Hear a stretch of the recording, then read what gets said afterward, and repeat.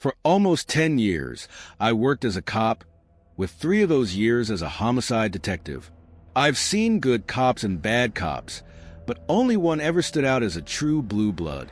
That term gets thrown around a lot thanks to TV, but in reality, very few are born for the job. And no, I don't mean those who just love authority. I've seen plenty of those.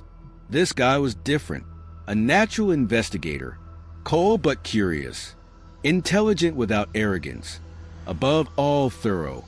He wouldn't rest until he exhausted every possibility, always landing on the only logical conclusion. But what set him apart most was his interrogation skills. I only saw it firsthand once, but it was like watching an artist at work. I won't reveal his real name, so we'll just call him Blue Blood. Here's the story of the one time I got to see him in action. It was just after Thanksgiving in 2001 when a body turned up outside Mechanicsburg, Pennsylvania, near the White Rocks Trail. It was a 20-year-old woman who had been traveling back from visiting family with her father late on Thanksgiving night. According to the father, they had an argument in the car, and she demanded to be let out.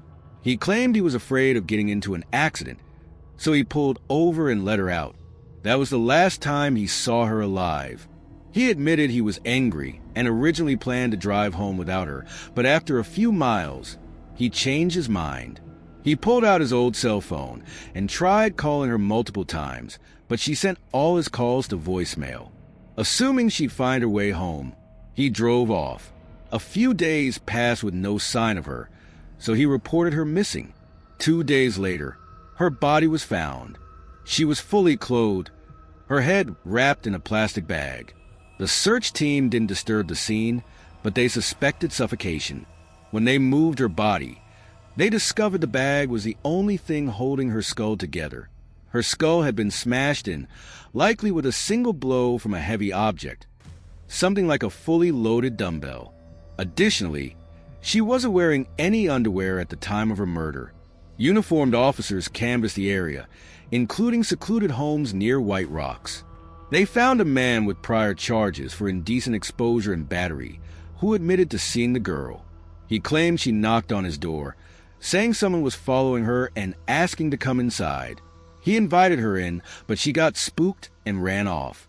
Everyone thought the case was open and shut. Work the guy with priors until he cracked or find solid DNA evidence. But Blue Blood wasn't convinced. Not until he tied up one loose end. And when he pulled on that thread, the whole case unraveled. Blue Blood wanted to know why the father and daughter were even near White Rocks. If they were driving from Gettysburg to Mechanicsburg, they wouldn't have ended up on those back roads. Not unless they were completely lost, which the father said was impossible since he made the trip multiple times a year. That left 2 options. Either he took several wrong turns, unlikely but possible under stress, or there was another reason.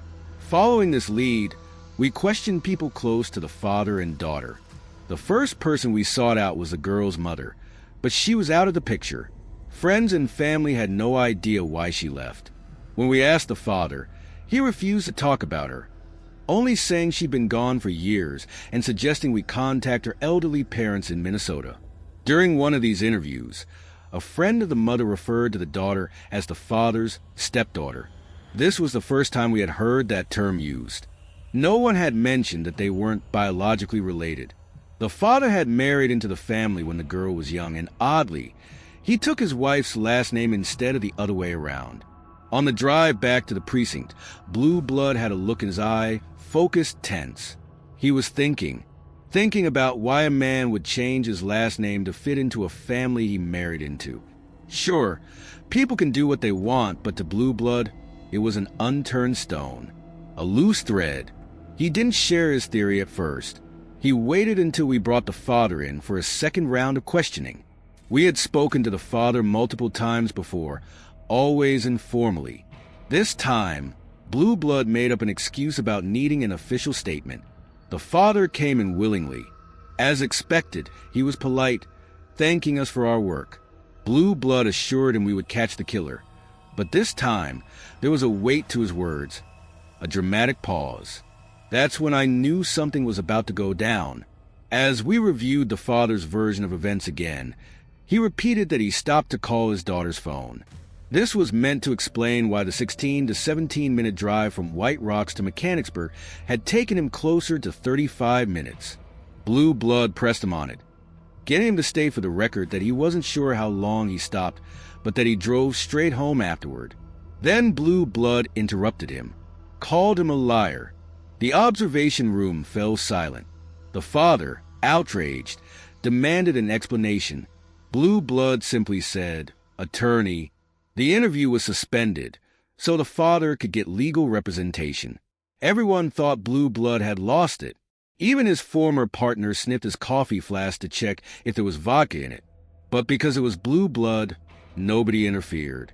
When the attorney arrived, the interview resumed. Blue Blood took a bizarre angle. He started listing off names of men the daughter had supposedly been involved with. He claimed we found suggestive messages on her laptop from AOL Instant Messenger. He implied the father knew about her active romantic life and questioned why he never mentioned it. But it was all a lie. We hadn't found anything like that. The girl's laptop was clean, aside from messages showing a rocky father-daughter relationship. I thought Blue Blood had lost his mind. Why make this up, especially with an attorney present? But then, something changed.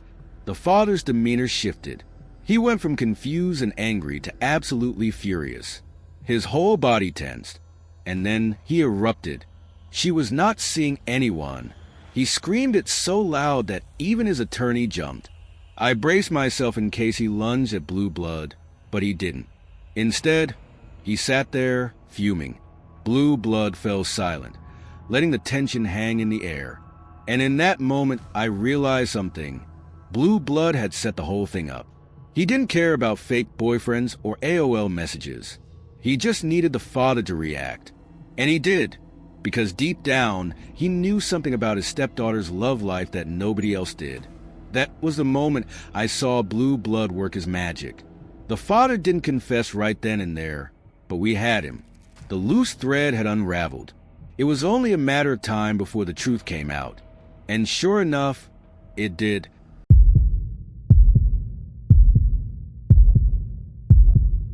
I'm a nurse, and a few years ago, I had to do a rotation in the burn unit around Thanksgiving. As you can imagine, certain times of the year see a sharp rise in burn victims, 4th of July and Thanksgiving being the worst. Firework injuries can be brutal, but they don't compare to what happens around Thanksgiving. One thing I've noticed is that stabbing or shooting victims are often surprisingly calm, probably due to the adrenaline numbing their pain. Burn victims, on the other hand, are in a completely different league. The agony of extensive second or third-degree burns is nightmarish. Until I worked in the burn unit, I had never heard a patient look me in the eyes and beg to be put out of their misery. One particular night, we got 2 burn victims in the ICU, a man and a woman. Both were in terrible condition and accompanied by police officers. The cops informed us that the man was a pimp and the woman was one of his girls. Apparently, the pimp and his girls had decided to have their own little Thanksgiving dinner, with this particular girl in charge of the cooking. Somehow, things went horribly wrong. She ended up catching fire, but instead of stopping, dropping, and rolling, like we're all taught, she made a different choice. She ran straight for the man who had set her on fire and wrapped him in a tight bear hug, ensuring he went up in flames with her. At first, I couldn't believe it when I heard the story from another nurse. But then, I overheard a cop confirm it to the attending doctor. 3 witnesses from the scene, all questioned separately, told the exact same story. It seemed she had finally been pushed too far, and when he set her on fire, she decided, "If I'm going down, I'm taking you with me." When I later found out the girl had coded while the pimp survived, a thought crossed my mind that I couldn't shake. God took the wrong person tonight. She never really stood a chance. After we discovered she had inhalation burns, it was clear her fate was sealed. Once your lungs are damaged from fire or smoke, survival is nearly impossible. The pimp, on the other hand, had severe burns across his torso, face, and arms, but he was expected to pull through. So much for natural justice, right? But justice has a way of catching up, just not always in the way you expect. He had to stay in the hospital for about a week under police guard, handcuffed to the bed. The one time I had to change his bandages. The way he looked at me made my skin crawl. Then one night, the night shift crew heard him screaming. At first, they thought someone had broken into his room because he was shouting, "Get away from me! She's going to kill me! Help!" The nurses rushed in, expecting to find an intruder, but the room was empty, except for the pimp, still screaming in terror. His eyes were wide open, locked on a single spot on the wall, as if something or someone was there. They had to sedate him, but even before they got the order, he kept yelling, "She's right there. Get her off me." I'm not the type to believe in ghosts or the supernatural, but I do think the combination of medication, trauma, and guilt played tricks on his mind. Maybe he was hallucinating. Maybe he was reliving what happened. But the strangest part? The day he was discharged and handed over to the police, I expected him to at least try to escape. Most criminals do. But not this guy. He didn't resist. He didn't argue. He didn't even hesitate. Instead, he thanked the officer escorting him, as if they were rescuing him from something worse. For days, I couldn't stop thinking about it. Was it just his guilty conscience? Or was there something else in that hospital room with him? Like Scatman Crothers says in The Shining, maybe some things linger after death, like the smell of burnt toast after you char it too much. Maybe something of that poor girl remained, even after she was gone. Or maybe I was just overthinking it. Either way, it was a Thanksgiving I will never forget. One that made me especially grateful to spend the next one with my family.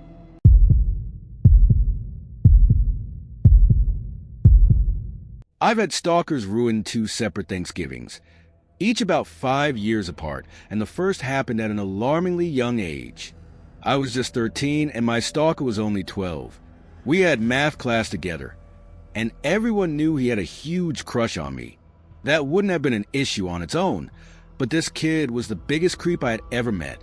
Despite being only 12, he had an unsettling obsession with girls.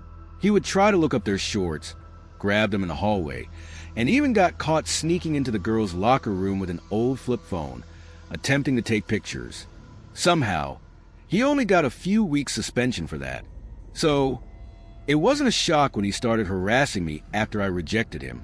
Every day, he waited by my locker, whispering disturbing things as I passed by, things I can't even repeat here. Then, he started following me to my classes. I have no idea how, but he figured out my entire schedule and began tracking me around school. I reported him to my teachers, the school counselor, and even the vice principal, but nothing was done. The best they could offer was changing my class schedule, which only worked for about a week. After that, he escalated things further. He started following me to the bus, learning my schedule, my bus number, and even my student ID. He was in the process of finding out my home address and phone number when things took a terrifying turn. Right before Thanksgiving, he asked me out again. He genuinely believed that harassing me would somehow convince me to date him. That's when I snapped. I screamed an "oh" in his face, terrified, exhausted, and furious. For a moment, he looked shocked, but then his expression darkened. That's when he told me he was coming to my house on Thanksgiving with a gun. He said he was going to kill me and my entire family. At first, I didn't believe him, but then I found out he actually had a gun, or so he claimed. Thankfully, I had already told my math teacher about his behavior, and the cops were sent to his house a few days prior to check on him. It turned out to be just an airsoft gun, and he had been bluffing to scare me. But if he had shown up with it, my dad wouldn't have hesitated to shoot first and ask questions later. After that, the school finally took action. The principal had him transferred to a school for kids with behavioral issues. That was nearly 20 years ago, and I live on the other side of the country now. So I don't worry about him finding me. But the fear he instilled in me lingered for years, warping my perception of men in a deeply negative way. My second stalker was a guy I dated in high school. After graduation, we were heading to different colleges, so I broke up with him. He didn't take it well. What started as emotional distress turned into something much darker. He had a full-blown nervous breakdown, but at first, I chalked it up to stress from SATs and college pressure. As time went on, his behavior became more erratic. When I went home for Thanksgiving, things escalated. He stalked me everywhere I went, but without solid evidence, the cops couldn't do anything. It reached a terrifying point when he somehow found out my new car's license plate number and called my workplace from the business next door just to tell me he knew it. One night, he called my house nonstop for an hour, every minute on the minute. My parents had to unplug the phones just to get some peace. My dad called the police from his cell phone, but they still couldn't do much. The situation finally came to a head that Thanksgiving weekend. I was downtown with a friend when he attacked me out of nowhere. He hit me so hard. He nearly fractured my orbital socket. That was finally enough for the police to arrest him. He spent a few months in jail, which gave me the window I needed to escape. I moved an hour away, changed my number, got a new job, and blocked him on every social media platform. To this day, he remains unstable, but I built a better life for myself. Even so, a part of that trauma still lingers. I carry a taser everywhere I go. I constantly look over my shoulder, because I know that if he ever finds me again, he won't give me another chance to escape. He'll kill me, and I have to be ready. I've had stalkers ruin 2 separate Thanksgivings, each about 5 years apart, and the first happened at an alarmingly young age. I was just 13 and my stalker was only 12. We had math class together, and everyone knew he had a huge crush on me. That wouldn't have been an issue on its own, but this kid was the biggest creep I had ever met. Despite being only 12, he had an unsettling obsession with girls. He would try to look up their shorts, grab them in the hallway, and even got caught sneaking into the girls' locker room with an old flip phone, attempting to take pictures. Somehow, he only got a few weeks suspension for that. So, it wasn't a shock when he started harassing me after I rejected him. Every day, he waited by my locker, whispering disturbing things as I passed by, things I can't even repeat here. Then, he started following me to my classes. I have no idea how, but he figured out my entire schedule and began tracking me around school. I reported him to my teachers, the school counselor, and even the vice principal, but nothing was done. The best they could offer was changing my class schedule, which only worked for about a week. After that, he escalated things further. He started following me to the bus, learning my schedule, my bus number, and even my student ID. He was in the process of finding out my home address and phone number when things took a terrifying turn. Right before Thanksgiving, he asked me out again. He genuinely believed that harassing me would somehow convince me to date him. That's when I snapped. I screamed an "oh" in his face, terrified, exhausted, and furious. For a moment, he looked shocked, but then his expression darkened. That's when he told me he was coming to my house on Thanksgiving with a gun. He said he was going to kill me and my entire family. At first, I didn't believe him, but then I found out he actually had a gun, or so he claimed. Thankfully, I had already told my math teacher about his behavior, and the cops were sent to his house a few days prior to check on him. It turned out to be just an airsoft gun, and he had been bluffing to scare me. But if he had shown up with it, my dad wouldn't have hesitated to shoot first and ask questions later. After that, the school finally took action. The principal had him transferred to a school for kids with behavioral issues. That was nearly 20 years ago, and I live on the other side of the country now, so I don't worry about him finding me. But the fear he instilled in me lingered for years, warping my perception of men in a deeply negative way. My second stalker was a guy I dated in high school. After graduation, we were heading to different colleges, so I broke up with him. He didn't take it well. What started as emotional distress turned into something much darker. He had a full-blown nervous breakdown, but at first, I chalked it up to stress from SATs and college pressure. As time went on, his behavior became more erratic. When I went home for Thanksgiving, things escalated. He stalked me everywhere I went, but without solid evidence, the cops couldn't do anything. It reached a terrifying point when he somehow found out my new car's license plate number and called my workplace from the business next door just to tell me he knew it. One night, he called my house nonstop for an hour, every minute on the minute. My parents had to unplug the phones just to get some peace. My dad called the police from his cell phone, but they still couldn't do much. The situation finally came to a head that Thanksgiving weekend. I was downtown with a friend when he attacked me out of nowhere. He hit me so hard. He nearly fractured my orbital socket. That was finally enough for the police to arrest him. He spent a few months in jail, which gave me the window I needed to escape. I moved an hour away, changed my number, got a new job, and blocked him on every social media platform. To this day, he remains unstable, but I've built a better life for myself. Even so, a part of that trauma still lingers. I carry a taser everywhere I go. I constantly look over my shoulder, because I know that if he ever finds me again, he won't give me another chance to escape. He'll kill me, and I have to be ready.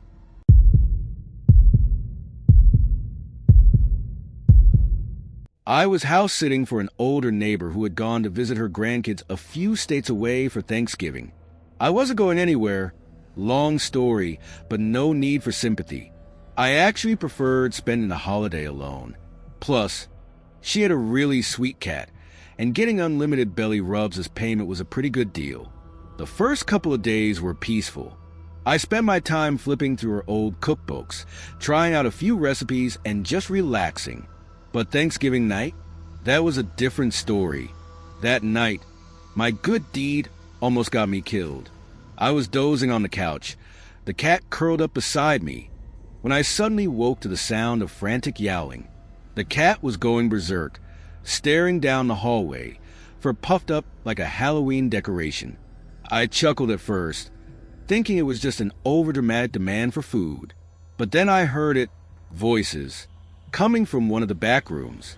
Instantly, my blood ran cold. The neighborhood wasn't exactly the safest, and Thanksgiving night, prime time for break-ins.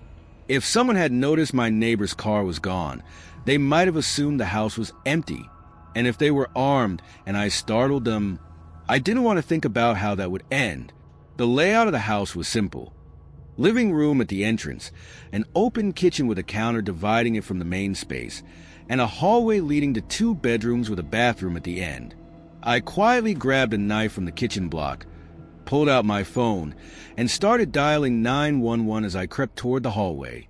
The closer I got, the clearer the voices became. One of them was whispering, but they sounded panicked, on edge. That terrified me even more. A desperate thief is dangerous. One wrong move, and things could go south fast. I pressed my ear to the bedroom door, straining to hear.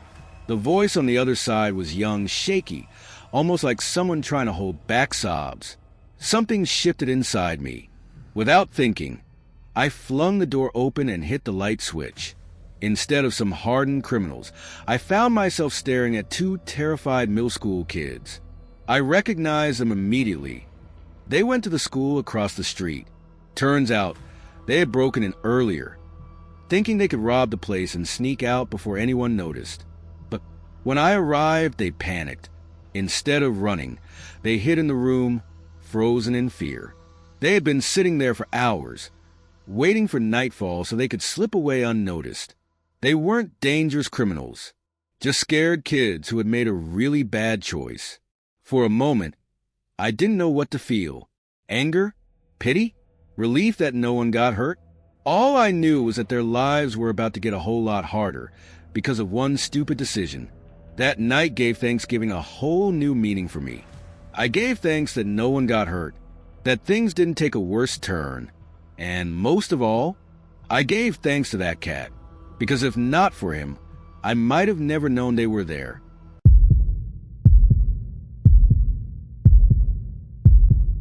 I've had stalkers ruin 2 separate Thanksgivings, each about 5 years apart. The first time, I was just 13. The worst part, My stalker was only 12. We had math class together, and everyone knew he had a huge crush on me. That wouldn't have been a problem, except this kid was the biggest creep I had ever met. Despite being so young, he had an unsettling obsession with girls. He would try to look up their shorts, grab them in the hallway, and even got caught sneaking into the girls' locker room with an old flip phone, trying to take pictures. Somehow, the school let him off with just a short suspension. So, it wasn't exactly surprising when he started harassing me after I rejected him. Every day, he waited by my locker, whispering disgusting things under his breath, things I can't even repeat. Then he started following me to class. I don't know how, but he figured out my entire schedule and tracked me through the school. I reported him to my teachers, the school counselor, even the vice principal. Nothing. The best they could do was change my class schedule, which worked for about a week, until he escalated. He started waiting for me at the bus stop, memorized my student ID, and was even trying to find out my home address and phone number. Then, right before Thanksgiving, he asked me out again, as if his constant harassment would somehow convince me to say yes. That's when I snapped. I screamed an "oh" in his face. For a moment, he looked stunned. Then his expression darkened. He told me he was coming to my house on Thanksgiving with a gun, said he was going to kill me and my entire family. At first, I didn't believe him, but then I heard he actually had a gun, or at least he claimed he did. Luckily, I had already told my math teacher about his behavior, and the cops had gone to his house a few days earlier to check on him. Turns out it was just an airsoft gun. He had been bluffing, but if he had shown up at my house that night, my dad wouldn't have waited to find out if it was real. After that, the school finally took action. They transferred him to a behavioral school. I haven't seen him since. It's been nearly 20 years, and I live on the other side of the country now. But the fear he instilled in me lingered for years. It changed how I saw men, how I trusted people. Unfortunately, that wasn't the last time I had a stalker. The second one was a guy I dated in high school. When we graduated, we were heading to different colleges, so I broke up with him. He didn't take it well. At first, I thought he was just heartbroken, but what started as emotional distress spiraled into something much darker. When I went home for Thanksgiving, things escalated. He started stalking me, showing up wherever I went. Without solid proof, the police couldn't do anything. Then he found out my new car's license plate and called my job from the business next door just to tell me he knew it. One night, he called my house every single minute for an hour straight. My parents had to unplug the phones just to get some peace. My dad called the police from his cell, but they still couldn't do much. Then, that Thanksgiving weekend, he attacked me. I was downtown with a friend when he appeared out of nowhere. Before I could react, he hit me so hard, he nearly fractured my orbital socket. That was finally enough for the police to arrest him. He spent a few months in jail, giving me just enough time to disappear. I moved an hour away, changed my number, got a new job, and blocked him everywhere. To this day, he's still unstable. And I know if he ever finds me again, he won't give me another chance to escape. He'll kill me, and I have to be ready.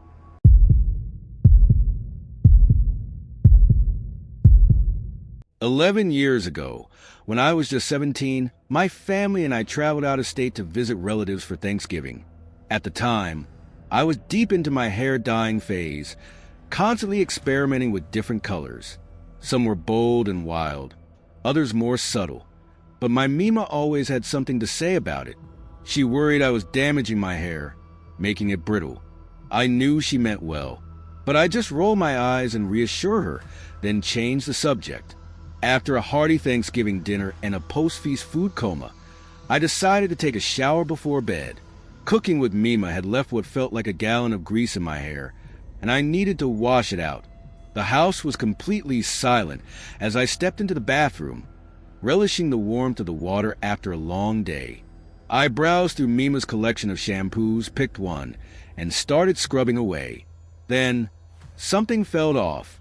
As I ran my fingers through my hair, they met unexpected resistance.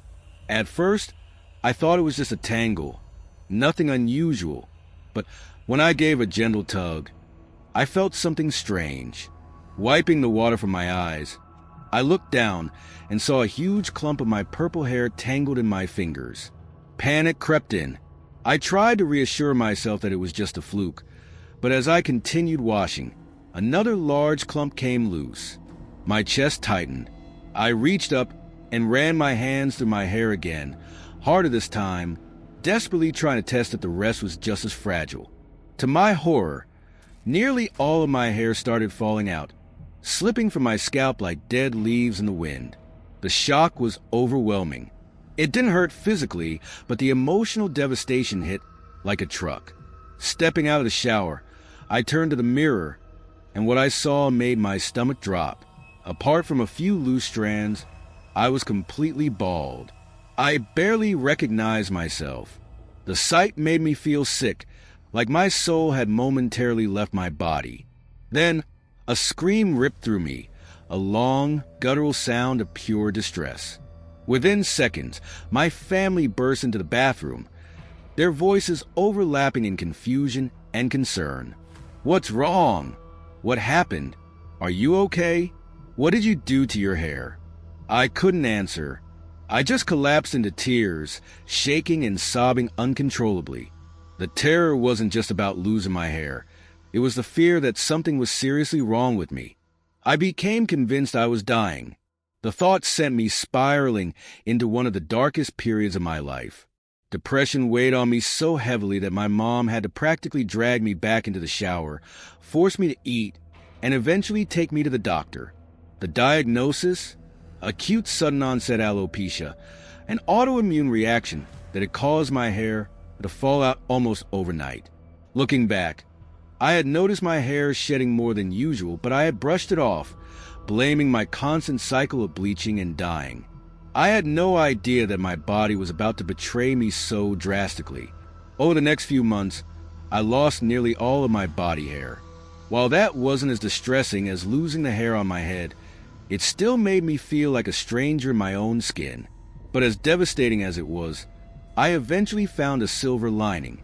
Good wigs are expensive, but they allow me to have a different hair color every day of the week, without the hassle of bleaching and dyeing. I also saved time shaving my legs, and in some ways, I joked that this was nature's version of laser hair removal. As terrifying as it was to lose my hair, I survived. Our bodies can sometimes scare the life out of us, but whatever you're going through, this too shall pass. You just have to be strong and find the silver linings.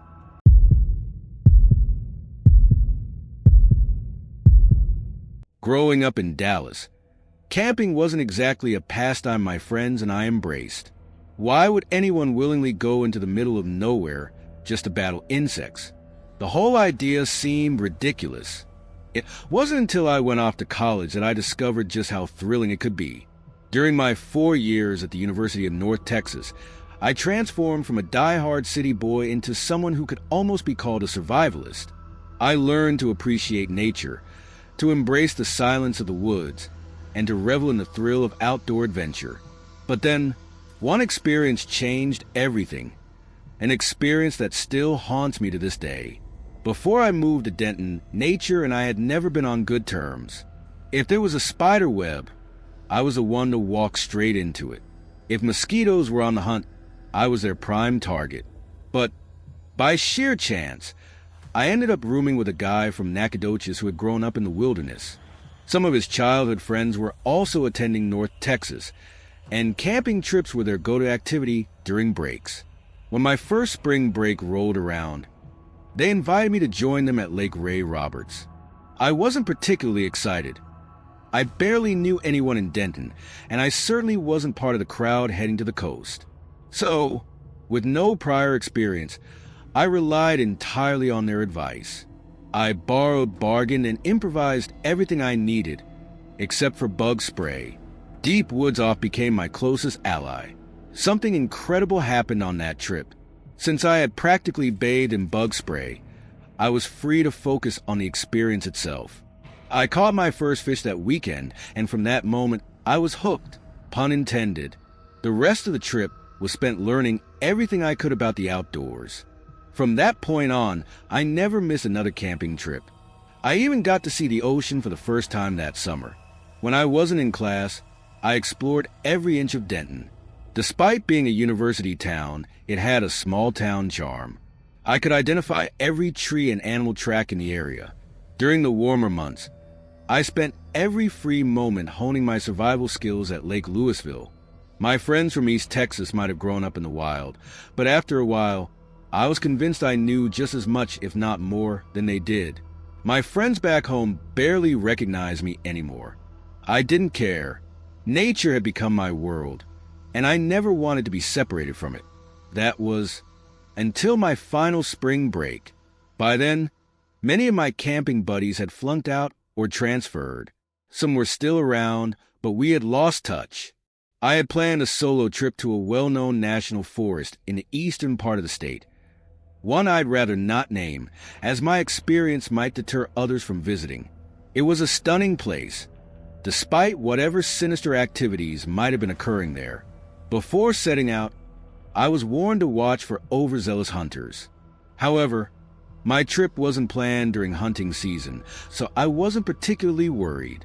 After a final check of my gear, I hopped in my Jeep and made the 3-hour drive to my campsite, arriving just after 3 p.m. I set up camp exactly how I liked it, then decided to take a short hike before dinner. That was the first time I felt it, the sensation of being watched. I saw no one, but the feeling never left me. Uneasy, I cut my hike short and returned to camp. Although bears weren't known to inhabit the area, I had read a few online stories. The thought of being eaten on my first night didn't sit well with me. After dinner, I turned in for the night. Nothing unusual happened, at least nothing I was aware of. The next morning, the air was crisp and refreshing. I ate a quick breakfast. What it was, I can't even remember, and soon you'll understand why. Excited to explore, I packed a small day bag with essentials and set off. The woods were quiet, save for the occasional snap of a twig or rustle of leaves. For hours, it was just me and nature. Around 11 a.m., I stopped for a break, leaning against a pine tree while waiting for my stove to heat water. I must have dozed off because a mosquito's bite jolted me awake. As I swatted it away, I caught a glimpse of something, a flash of movement in the distance. It was brief, almost imperceptible. I might have dismissed it, but a crow's sudden, loud call made it clear I wasn't alone, though unnerved. I convinced myself that if whoever was out there meant harm, they would have revealed themselves. I finished my coffee, packed up, and moved on. Yet, I soon realized my shadow hadn't left. Whoever it was, they weren't skilled at moving quietly in the woods. The sound of shuffling leaves followed me persistently. Then, a strange smell drifted through the air. Something wasn't right. I hesitated, my instincts screaming at me to turn back. But curiosity won. I took a few cautious steps toward the scent. That's when the first shot rang out. Dirt and pine needles exploded at my feet. Another shot cracked from behind. My mind barely had time to process. I was being shot at. I hit the ground, my heart hammering in my chest. Silence stretched around me. Was it a mistake? A hunter who didn't realize I wasn't an animal? I called out, hoping for an explanation. None came. Then, I caught the scent again, stronger now. My curiosity had almost cost me my life once, but still, I hesitated. Another round of gunfire made the decision for me. I ran. Adrenaline fueled my sprint. More shots rang out behind me, but I didn't look back. I ran for what felt like an eternity, praying under my breath. When my legs finally gave out, I stopped just long enough to catch my breath, then continued at a slower pace. By the time I reached my campsite, I had only one goal: get back to Denton fast. I didn't bother packing properly. I didn't even fully extinguish my fire, an unforgivable mistake under normal circumstances. I had no intention of reporting the incident. The last thing I wanted was to be forced to return. But as I drove away, guilt gnawed at me. What if another camper wandered into whatever I had stumbled upon? Could I live with that on my conscience? 20 miles from the forest, I found a police station and reported what had happened. The officer listened, but he didn't seem surprised. He suggested it might have been an overzealous hunter. But if that were true, why hadn't they stopped shooting when I yelled? The explanation didn't sit right with me. A few weeks later, I stumbled across an online forum where someone described a terrifyingly similar experience, except their story mentioned stumbling upon a cartel run-grow operation deep in the woods. Gunfire had erupted the moment they realized what they had found. Was that what I had encountered?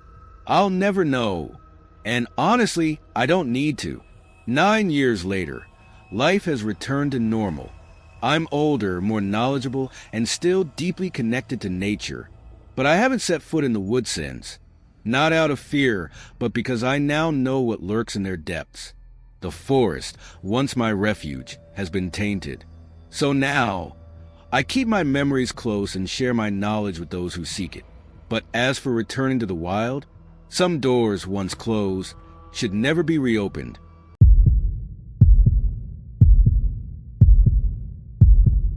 My childhood was anything but stable.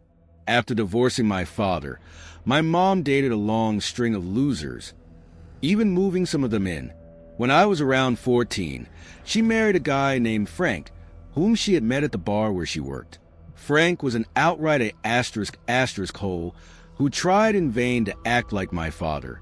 My mom did her best to keep my dad and me apart, but I always knew he loved me and wanted to be in my life. Before the divorce, he and I would hunt, fish, and camp regularly, instilling in me a love for the outdoors that I never shook. Nor would I want to. That love made my decision to live in the woods almost a no-brainer. At 17, I had reached my limit with Frank's tyranny. Despite being an unemployed bum most of the time, he expected me to wake up at 8 a.m. every day. Unlike him, I worked 5 days a week and had been saving money to get my own place since my junior year. Getting away from him and my mom was a top priority, so much so that I quit school at the end of my first semester and got my GED. My dad wasn't happy about it, but he signed a waiver because he understood. On my days off, I felt I had earned the right to sleep in. Frank disagreed.